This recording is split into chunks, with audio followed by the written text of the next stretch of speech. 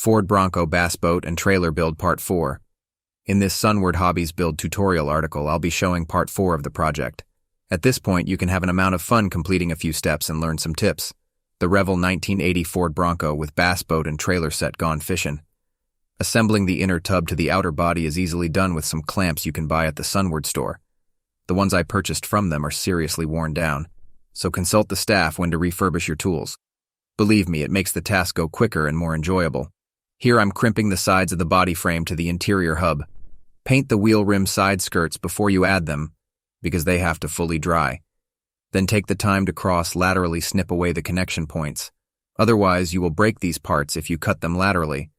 Just go little by little, and you'll be fine. You will need to test fit them, obviously, because this is an older model kit.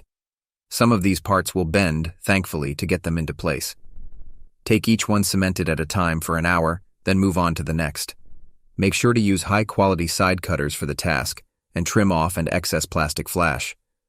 While those skirts are paint drying, you can now swing back to compressing the inner tube to the outer body. Yes, some minor clamping has to be done if you wish, to get a tighter fit.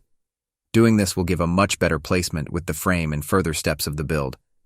To get the underside painted, because it is always viewable from all angles, no matter where you're going to display it. The top side will have to be masked off. A basic fine marker will help with getting the curves you need to mask around the wheel wells.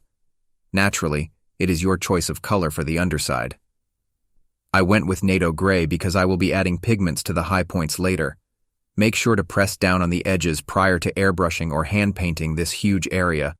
Attaching the frame section to the body is a slow process of beginning from one to the other. You need to flood the connection areas with cement after these points are scraped of paint and primer.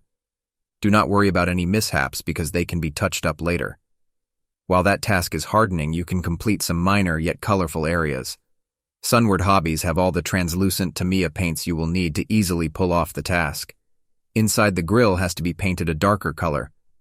I went with a gunmetal tone due to the fresh look it has of a vehicle freshly car washed. You must clamp down the front end.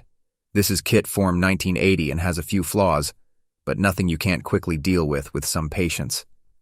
The good news is that there are only 2 points of connection. This has to rest for 4 hours. Because of the bow and the joining parts, I would strongly suggest adding a little sliver of epoxy to the edges of the connection points. This firm up the build for all decals you are going to be adding. Also, there are many parts to be added as well, so get the framework nice and solid.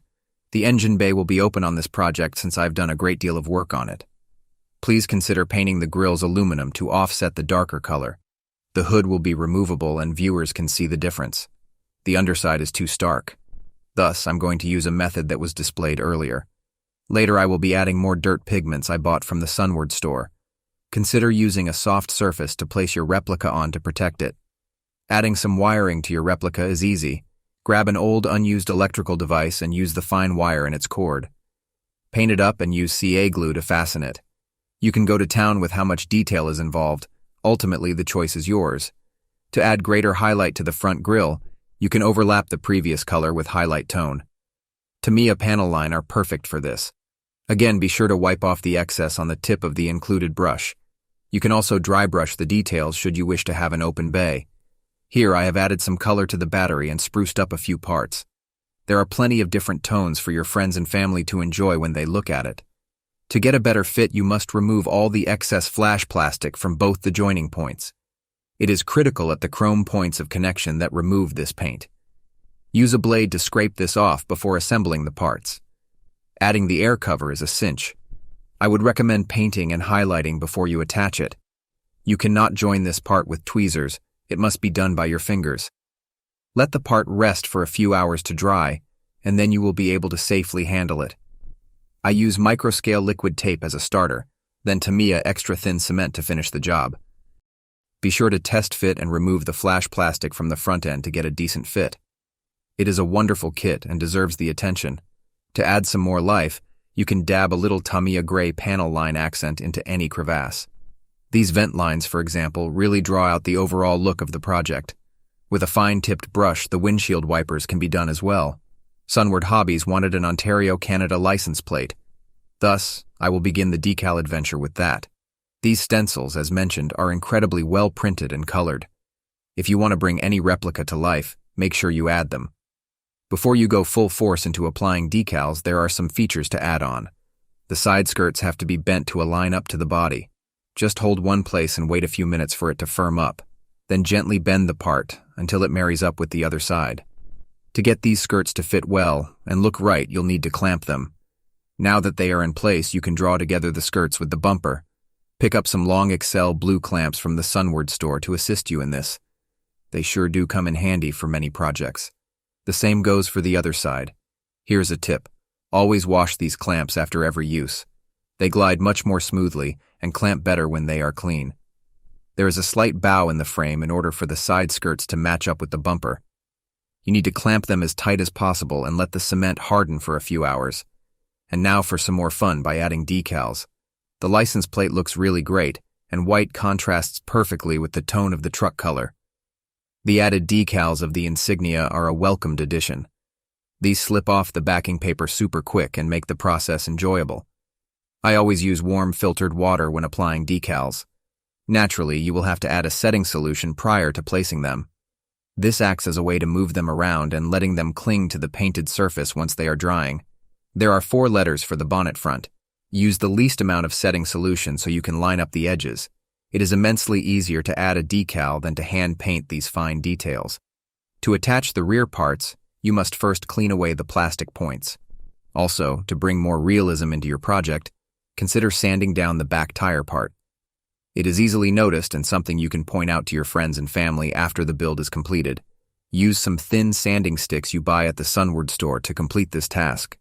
The frame rail of the back tire and fuel tank need to be cleaned away of plastic flash. Wear gloves when doing this to save yourself a bunch of time polishing the chrome parts. Please note that I airbrushed the spare tire cover in the same tone as the interior. It just made sense. Revell provided you with plenty of options when it comes to the look of your replica. All I'm doing is to showcase some of the ideas you might hand in your mind as to how yours will appear. The back tire namesake are very detailed, yet need some slight careful placement. Flood the area with setting solution so you can work these stencils around. Let us finish up the back end. Some panel line accent will complete the job. You can pick up all these products at Sunward Hobbies. Make sure you test fit the spare tire. It gave me some trouble. Thus, I hollowed out the inside of the tire inside. The pivot point at the back has to be completely shaved off of any flash in order to fit. Take your time when doing this. Remember, it is a kit from the early 80s. And here you have it. Let us go fishing. Oh wait, I forgot the boat. If you have any questions about the products used in this article, please feel free to ask the staff when you pick up or place your next order from Sunward Hobbies. H.G. Barnes is a former voiceover artist and retired sales and marketing professional.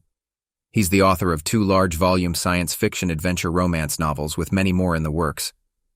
For well over 40 years, he's been building scale model replicas and now does commission work for clients in Canada and the USA, plus completes projects for companies in Asia and Europe. Currently, HG is involved as an associate editor with Kitmaker Network's online magazine channels.